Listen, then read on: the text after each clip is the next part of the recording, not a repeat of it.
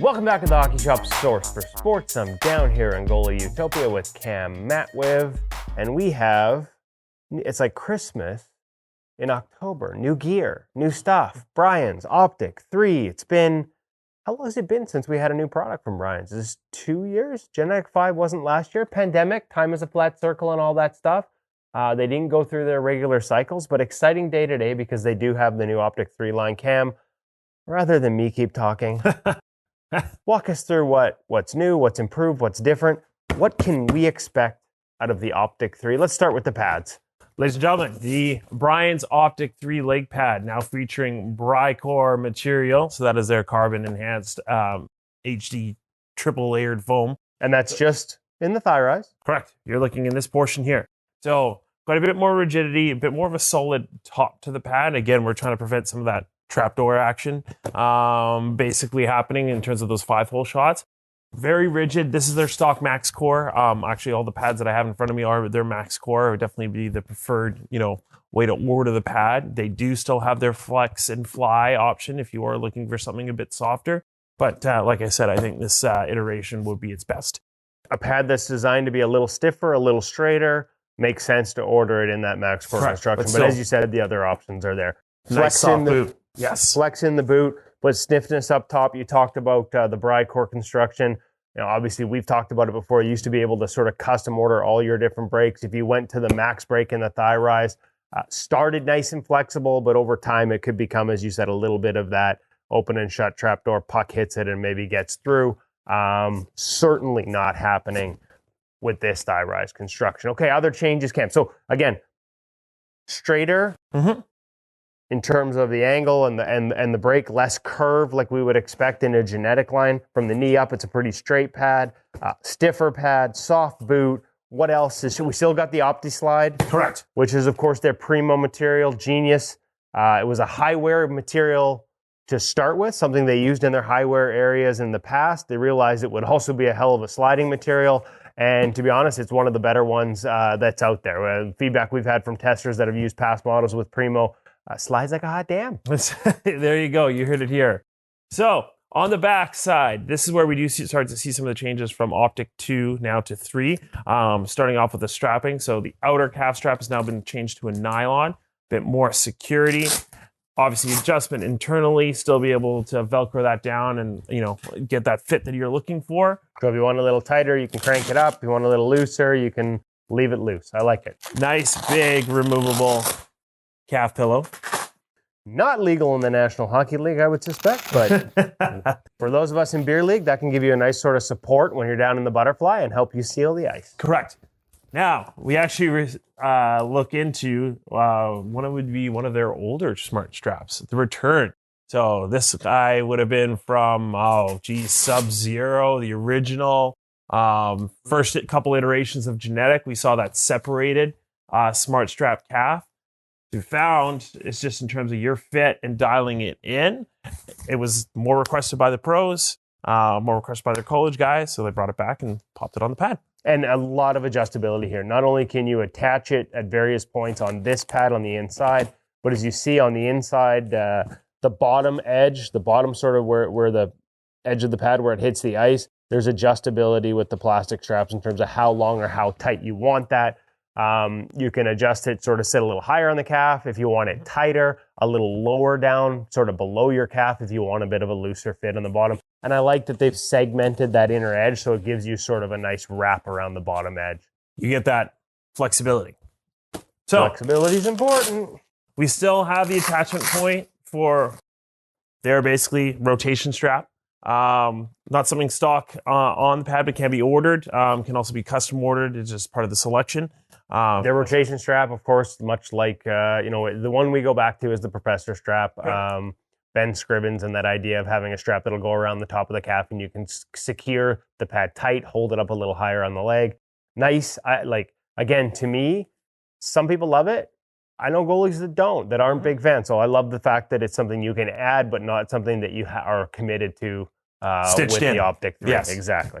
So we still see the return of their knee pad point attachment. Pads still come with the set of knee pads. This little flap here tucks in, and you can actually integrate the knee pad into the upper thigh portion of your pad if you wish. And if not, just tuck it right back in. You don't even know it's there. Exactly. So I think that about covers the pad. Still having their smart toe system up, for their toe attachment. Still smart boot attachment. Again, you can swap that out to a leather strap or say laces if you really wanted to. Come off completely if you want, removable. Exactly. For those that don't want a boot strap. So again, that flexibility. Knee stack remains somewhat consistent. Got the taper on the top of the knee stack, sort of help you if you get into that butterfly with that straight thigh rise, sort of make sure it comes together. It's not interfering ahead of it and preventing you from closing the 5-hole. It's a good looking pad. Any feedback on anybody who's worn it yet? So far, they're nice and fresh. So we haven't even had a chance to get it on the ice yet. All right, gloves, blocker. Get the mid on. Let's go. 40-degree break, or their 40-degree break is what they call Correct. In the Optic. I think we used to call this the darling. That straight edge along the bottom of the glove, sort of when you're sealing it down along the bottom of your pads, gives you a nice straight seal. Other changes, options, features. I think one of the things that really stand out about this too is the size. Like you look at it and it just looks bigger than it almost should be. And I think that prevents really big. And actually, I think that's for the pads as well. Yeah, the graphics, and I mentioned it already, sort of producer Hutch is going to have to cue up the Transformer theme song here because it does have a bit of a Transformer feel. Womp, womp, womp. It's a little bit sort of, more than meets the eye. In other words, it makes it look bigger. I think it makes it look taller and wider. Yeah, you coined it. And this glove really, just giant presentation. Love it. Yes, exactly. So again, similar feel to the Optic 2. We're not changing up the recipe too much here because again, we have something that winning and it works. So helping to improve the closure. Brycore now shows up in the actual cuff of the glove itself. Again, providing a little bit more rigidity and also again too for those cuff shots. Backhand is where we start to see some of the changes and feel wise. BOA still exist in the ones that we have here. However, they have moved on to a different company that they will be using. I think they just got to run through the rest of their dials here before they switch over. BOA only for you right now and your remaining sets. Well, I mean, I don't think I'm the only one, but you're special. Oh, I'm some kind of special. So beyond that, again, if you would like the feel of the Optic 2, you're going to love the feel of the Optic 3. Skate lace in the pocket, single T. Yes, skate lace, just the way we did it. There is a pinky loop. There is a pinky loop.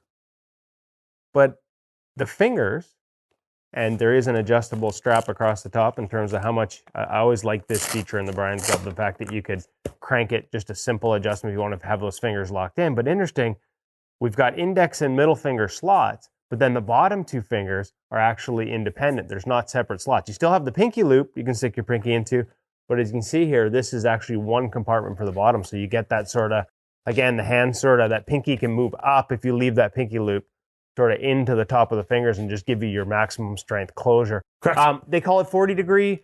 For those that are more familiar with the CCM, and I guess true nomenclature, I would say that's, the way the hand closes in, your fingers close into your palm a little bit, base of the thumb maybe straight line, getting almost close like to a 590 in feel. Yeah. But again, that nice big presentation on that glove. Love it. So great overall feel, good closure, nice big presentation. I'm guessing, and based on past experiences with the Optic 2 and other Brian's lines, when they have this, you get that skate lace to take the spin off the puck, nice deep pocket. It goes in super steep here. We end up typically calling these a puck catching machine. Anything that hits it sticks in it. That's been our experience with Brian's past gloves, and the way this feels and closes, I'd expect nothing but the same. Yes, 100%. Blocker, last one. All right. So blocker to me probably has the most change, and a lot of it has to do with more so the upgrade of the core of the blocker itself. So again, Brycore. Again, makes a big difference in terms of the rigidity and also now the rebound pop off this blocker itself. Now, again, early feedback so far, haven't had the chance to test it, but now given the science behind the product and how it should work, we should see it like an immediate increase in terms of that velocity of that pop off for sure. Feels a little tighter on the hand, like a little better fit, a little less, I apologize for using this word, a little less sloppy, a little less chunky. Monkey. I don't want to say like weakness in the line, but if there was one thing to me that maybe had fallen a little behind, it was the blocker construction. It felt a little, like I said, for lack of a better term, chunky. This feels a little more connected. Really good wrist mobility, which has always been a feature in terms of your ability to sort of open up that cuff and sort of have that wrist mobility. Stiff sidewall. Yeah, you and definitely that feel one that rigidity. piece, a little more rigidity in the sidewall, a little more just sort of one solid piece as opposed to several moving parts. Maybe that's not fair to past Brian's blockers, but really love the feel.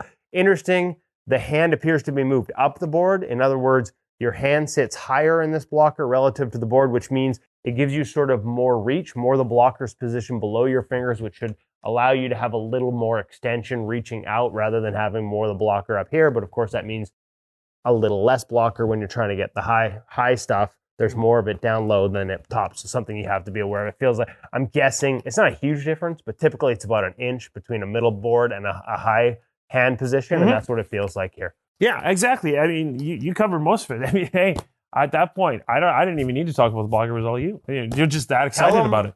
Where they can get it. You've got it in stock here. Limited supply for now. Yes. More coming soon. I know the wait times for custom orders, although if they want custom orders, they should order it through you to get all their specs dialed in, make sure what they receive is what they need for their game.